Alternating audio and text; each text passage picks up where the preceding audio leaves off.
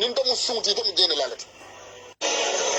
assalamu alaikum wa rahmatullahi ta'ala wa barakatuh beta gambian ko ngali konton tilbulola ba fulale juma mubarak ngal be konton altonal kontona ka fala assalamu alaikum yo alay kijira ngela ni audio men dike ngantolo moy je malon ibem makandali re jomala kambari ngamoyle alay kijira nana me to fo audio kono ko yekumale fo meyen dimin meyen dewndi bawon tengalon ko kat voters card bente bulu gambia jam ci carte o fay president won voters card titebul ite diam ta nyaawo nyanding ye fo fendim fo NPP fo ne ko nyi nyande de bari ta sembentu ya non ba ndele nga voters card soto ka carte o fay president won hanni kan jole hanni community je wala iko ndenga mole la kodo mo beta gambia bari ite nata jantumo me ni musuba men be la jang ite alo ite kela kodo ki musubal men yela dimbal tuje yol tu ko male nyan tol fanam fula natale tilinta ini ala na la kilate ma ite ala ji kijera men ka diam ika kodo kina ite amira fo politiko ko musubal men bije inya ni kodo kini na ro ni be la la ite yela kodo kina wodali lo kam pour ka baro fans club lo no do baro fans club la lo ku fulalem ite ko yalo development lo kan ini lamin kan no li wole fans club lo ko ite political party lo lola ñun ku fulolom al ni mambe kanto nde ndabula je dalil men kan wala mu karri ko sal atelen te tarle be baro kot atel man dana de ali Cissé Fafa Cissé wala internet kan sama president Adama Barrow ya fala salo kono atel man kende atel malo ite man telo wotu mo fang ndani ite la nyolon kata men wala mu ndem banku din kendo la tinga ka folo me alon ko ka mano wafi ada dimani sukuro ada dima yen kumandi ina ta mano sang yap yen petronize yen na banku din kende yale lo wolon bi la be kerin yalan fisir wallo ni na de unda dron ate aka fo le mbat na mateke harama du membe e kos memba dra me mem fo la ko dron wala kanyante ma ni ta konde mo la ko do tinya bari ite wande musol le tinya nyim banko kan jang wande musol men yalon ko be fudurin jang ini ke manu ni sembol ma wara ike la kodo kiye nan ni la kodo kinan ya mera ko ni na fay bol sebelale ite alaji kijare daji ko molet baro fans club ye kodo ki muso be tout pour ni be la ndabi jam ite ko be ni black la jene dulalti man jeno soto iyake comfort ye je ke kodi ni dulalti man kodo soto ye je ke son ka dulalti foy ta nyaale mata bang foy tour tale bang foy dolo di tale bang ita ba nyum kuma kan fula wato men ka foko ndal ni APRC man nyana la nyoka foy ta dolo le mi wotumo foy ta kilene tam NPP ni la opinion fo ni mo la opinion fo nyanda ko yalla ite ala kijera al karamalu al kasla ke bala muyti mo le khurmale ye buja bar non sen son data no la nyoy jam ite la kodo bondi do ala time of west mo do fona ala time of west ita ko men fo wala nyanda kera ñim political is agree to disagree ngamo ila kuma kawto ka fo len ko la ñoo karando mbar ma fo ñoo korindo men ye to fo man kuno wala nde na kumo nde nga bula nyamen nde ko len ni momo ndi na ko yati o mila hajo ta la kijira ni ano ya fo nde musolo la na ya fo APRC kan de jole ni APRC ni jo fo ito lolo mutin ko be do ko le ke kay yenjo ni NPP kan ke di something al ite mo furi ma ite fo ka fo ngole ko ha ibu kali jojang al be batarinde ite la yofo bi fo nan ifolenti be kuma do fam fo kan ite mun nafi kolati man ko dune men fo ite mun nafi kolati ni ko mo le kumandi ko nyin ko mo bula kanun ton nin to na fo la li salo mo do le ndel fo kumandi ko je al nyin ko mo bula ala kije ite mu jato mbenti wala mu jene la jato ite mu wala nin tamu sunti ite mu jene la lati adun alabe kito tele ni wande mu tawul temale den ko ye wande mu solu ka kodo kina wolle jang ni na tay nol be kullon na be sambala hotelol to man jay ma fo la fo ya brande mon ba kala ni so danga evidence fay ma jang ibala na membe kere ndebo ka mo attaque de bar ni en attaque ni se dañol ye to men na audio to min to to ndeme tan na audio bulolale janni te ñun kuma kan fan fo de ngane o kuma fo jan tunale ka tanne mo la ni mo mon nin ko nin APRC te benna woto me la presque mon mi man politiko lo woto ku do be ko fo mu ne be kering ala kijira la mari me fenke me tesi kadrin fondin ko nya ala kijira akonya fa ma fali wa fulana ta dan fa kunda afa ma e faloje fali wa fulaja akay ko nanyim din kambano men fenen tite ni la tan na fali ma falo kadri yo fo nyente ndabo ndi la koto le ima mbo kadi amu la kola hani fa fon iman so ama iman so e ba ma iman so la alfal ma iman so saati molba ite man kende nim ko e malu ite ko be malo bon lantele kana lon tele be kuma kundan fulante ida amira ta sin den dino la nyim kunta ya diamo la ala kijara est ce que nana ite fanan ya yente lomba ni so dan senta nyola billahi wallahi kan wajata nyaaw nan dela kan wajata let's go and see what will happen ida nata ja ya be ke jeno ti jang ko dol kina musole jang ida jeno kala la beto you tell me rubbish political futa da woto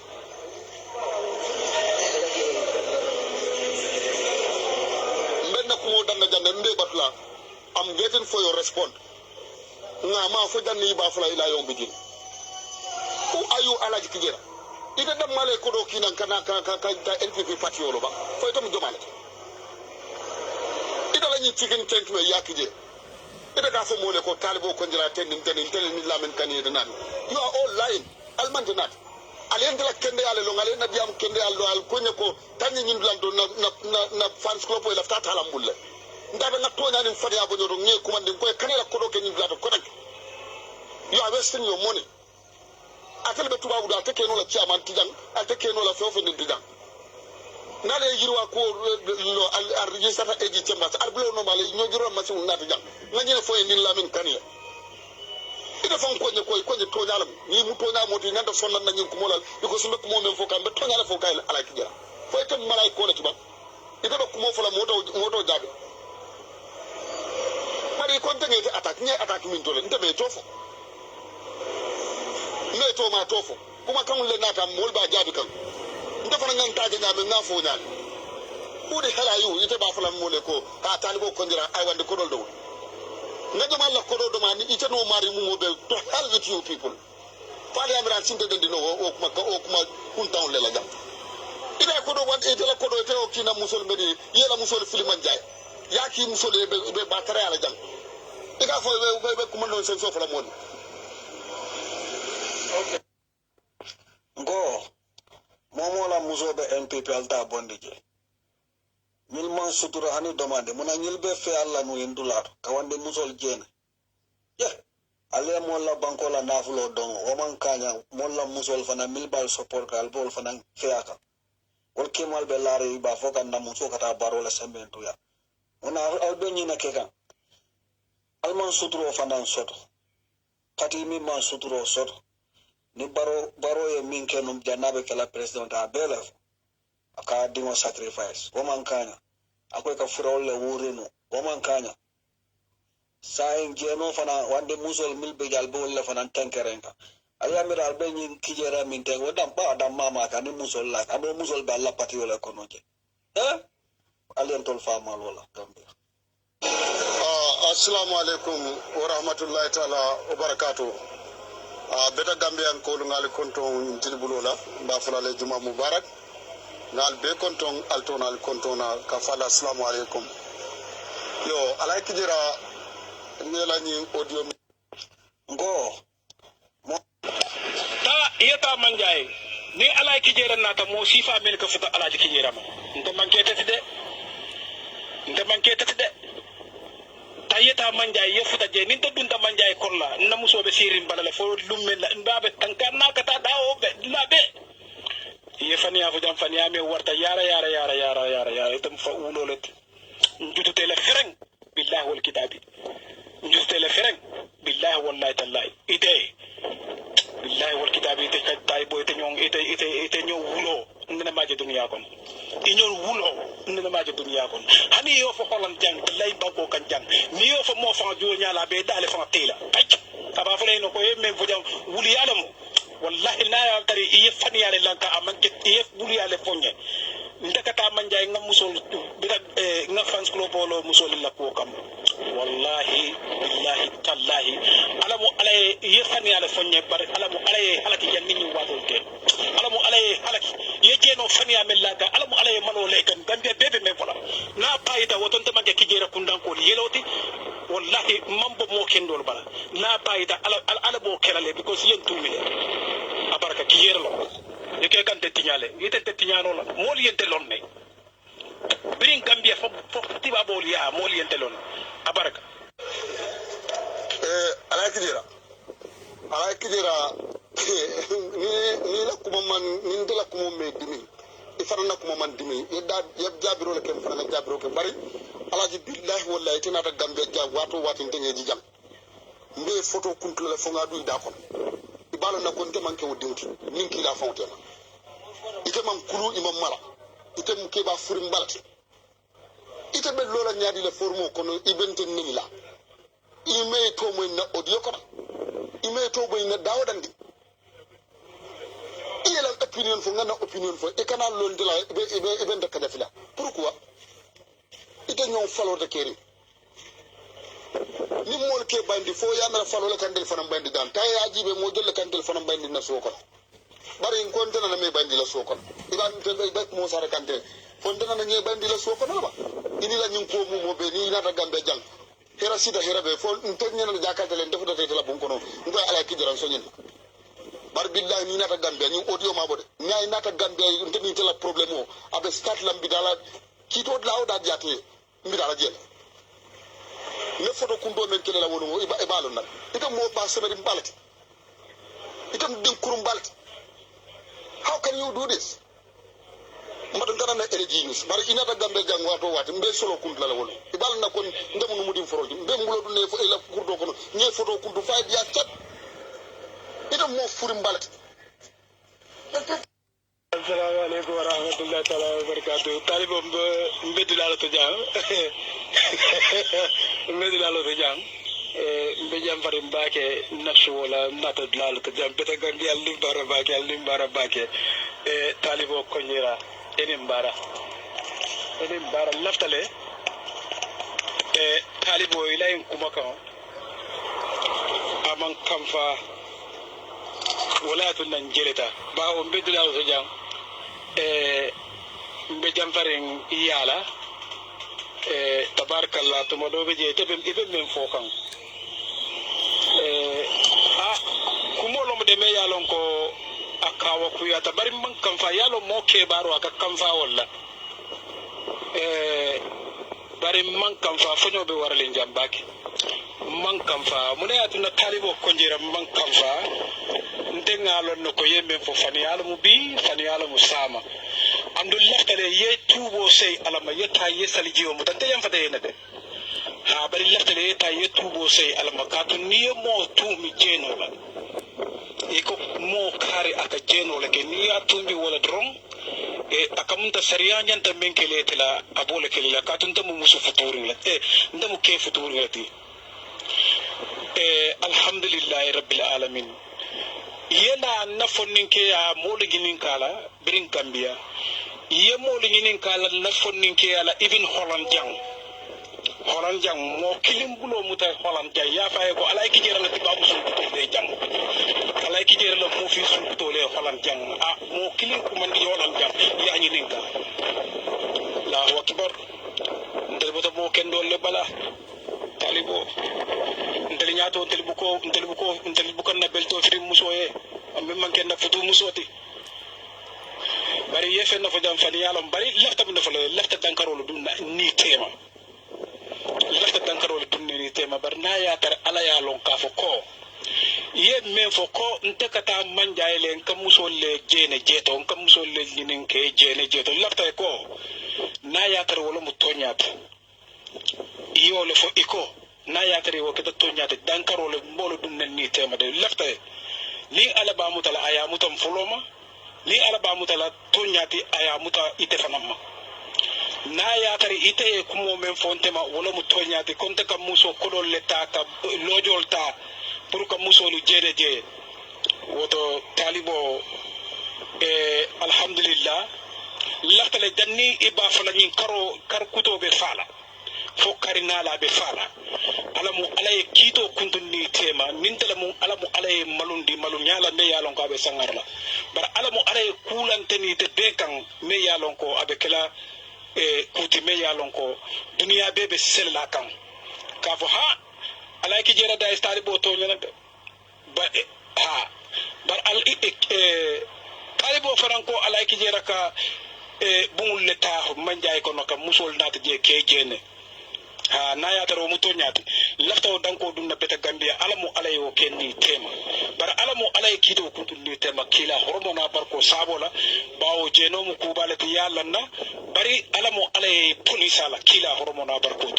ndala kurto bankote de kan kurto firin musobe hani amankote abarka alamu alay kido kuntunteno bari masla ngela de yefindila yalo ibe inyung faniyata keri faniyadu ta yeta manja yeta jube ita mu jato benki wala mu jene la jato ita mu wala nin da mu sunti ita mu jene la lati adun alabe kito tele ni wande mu tewul temala den ko ye wande mu solu ka kodo kina wolle jang ni na kay nol be kullon nay be sambala hotelol to manja ma fona fa yamre ndema bakala ko ni sodda nga evidence fay ma jang ibala na membe kere ndebo ko mo attaque de var ni en attaque ni senta ñola e to men na audio to min to la ndeme tan na audio bulolale dan ni tay ñum kuma kan fam fo de ngane o kuma fo dan tunale ta danne mo la ni mo mon ni ko ni APRC to benna woto mi la presta mon mi ma politico lo wono ku do la be ko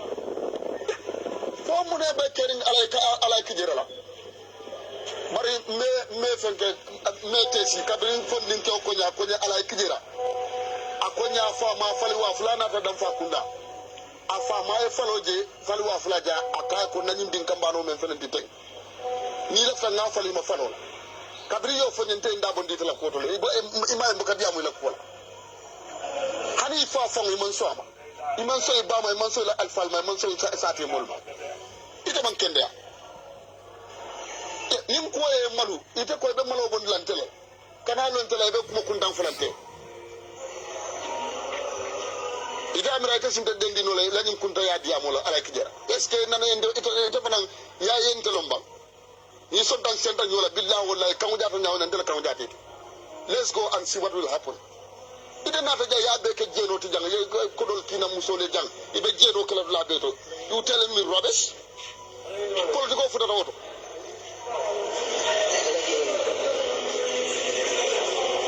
menna ko mo dan na janne mbe batla I'm waiting for your response. Ngama fo janni ba fula ila yom bidin.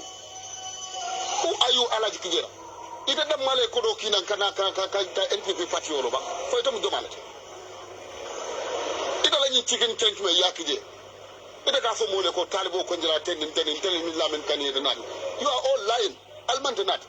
Alende la kende ale lo ngale na diam kende allo al konye ko tanni ñin dulanto na fans club ko la tata la mulle. Ndaba nga tonya ni mfadi abo nyoro nye kumande mkoye kanela kodoke ni blato kodak. You are wasting your money. Akeli betu ba uda teke no la chairman tijan, al teke no la feofe ni tijan. Nale yirwa ko lo al register eji chambas al blo no male nyo jirwa masi unati tijan. Nganye fo ni lamin kaniya.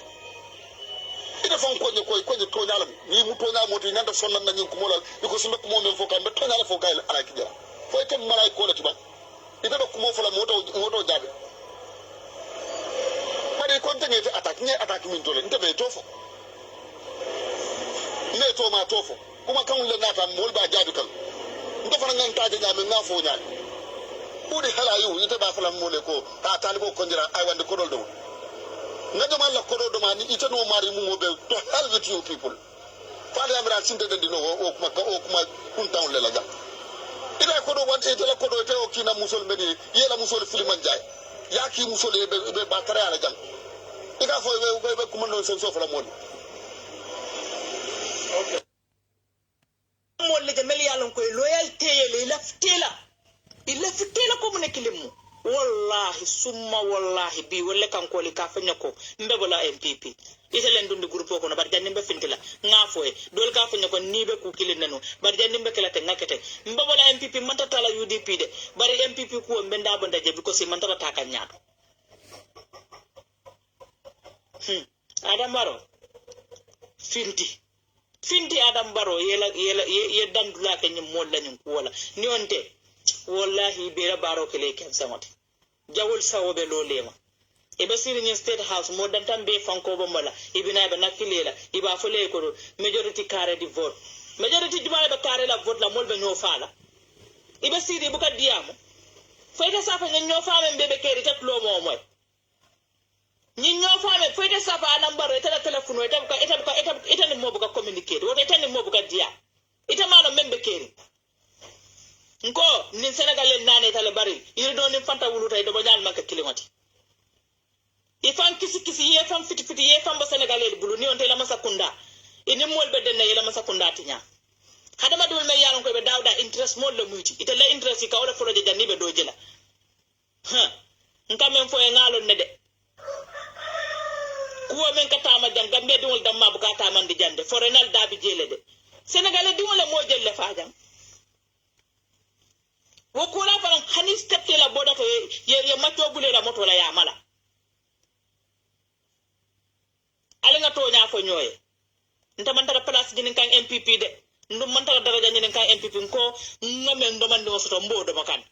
bari ngamen fo MPP ñaton kol MPP dingon Gambia din kendol melbe MPP ay wula le diam Adam Barrow ay enke ni no fame be Gambia kono because molta sona sila ika mol dingol bayni moto fi ngol la ika mol dingol mislit ika mol dingol sacrifice Adam Barrow muna foni dingol lam ñi ita wulla ba ibe wulla la way my friend mole to nya ko ñoy Adam Barrow nte man tara mo clean support to naman kete Adam Barrow bari nte support la ke kambe dingol ti ngamel wulun kono kon kantum bite lotal e bana fa ye kabilo nafa mfana kawle dingol bala moy to nya fo ali bo dogo na sister wo mu to nyalti de no sister kuma fajam bi ngela ko mo support bakela ndu nyetale president Barrow to nya funti yadi amu Gambia no iman so man sala nyi an ko asone yata Gambia lafta man sa kandola so ya je me ngina ke jam fa je me dunta mo fa ko no mon ma understand no bari ma fa ta fana mo fa bari funti ba yela kama fomole bay be nyim moyla yela kuma fomole be nyim moyla nyimbe Gambia sementi yala nyimbe Gambia sambala nyaat ani nyimbe ta fangala man sakunda sambala nyaat katum binte nyimbe ka murino ma Barrow laftela man sakunda la fa sanji tan sabani feng esi nyim banko kan bari bani nyimutala wala sangaroti ma fa e mo fa bar sangara bang yela di am kangolo ni nyanno ka be dunne tulol kono ya moy Gambia man sonne ne rola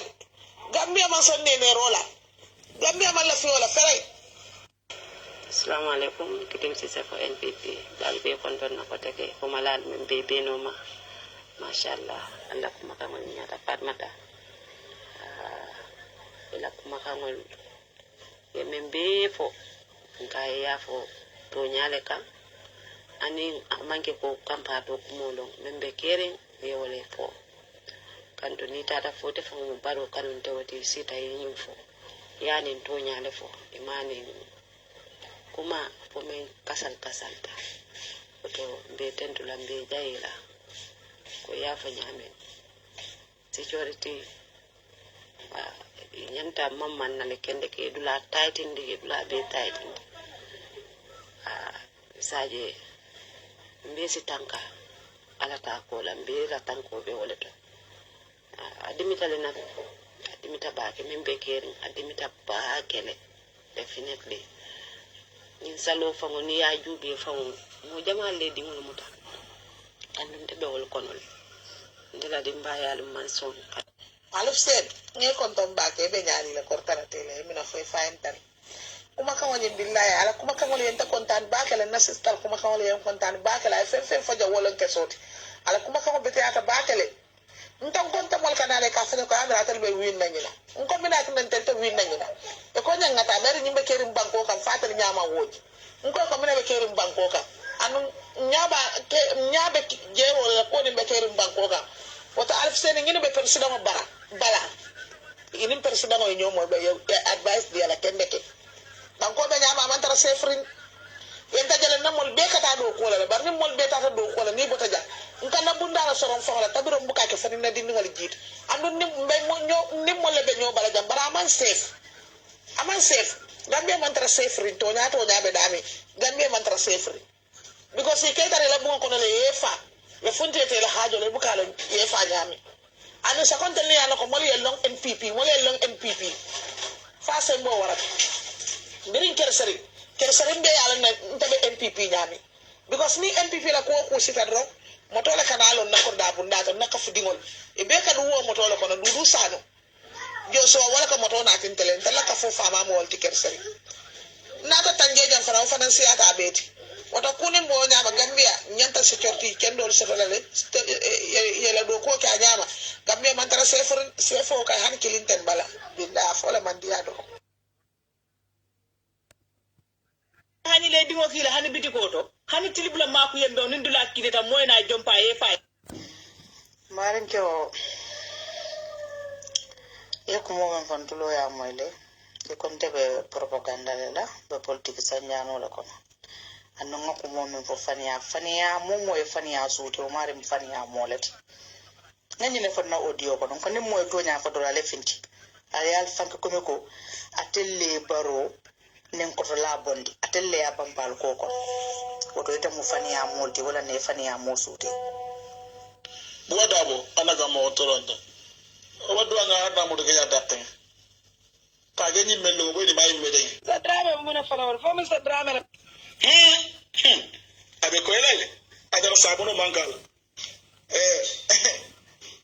sere ni megi de lam dambal le nyankni agara wari kega buguna kego ala tuwa iduru nyala metu amanye mere kata ko kedata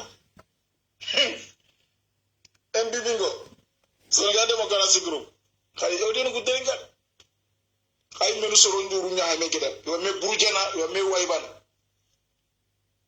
amar ke pe ginaw yere December ga kinyen kana himu wa torondi ala daga gege drame ngega bagari katia ngela bo kate MPP jegunu kuy aro MPP kana ngogu la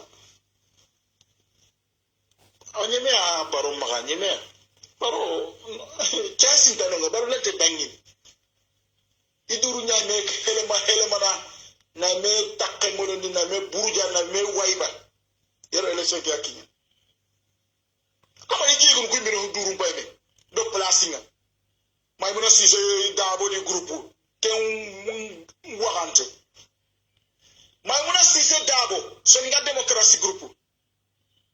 kimbe jasante drame nya tono ame jasante kani ngode kero kana sank nya Gambia ya gare gana yono ila menga la ko baka ala trade ni al drame drana ay may mona sise dabo ndak kuti kenni mogobe kimmi sahara mal lo osonte mawal xawat man na xala dalelu ñani ma Sénégal Democracy Group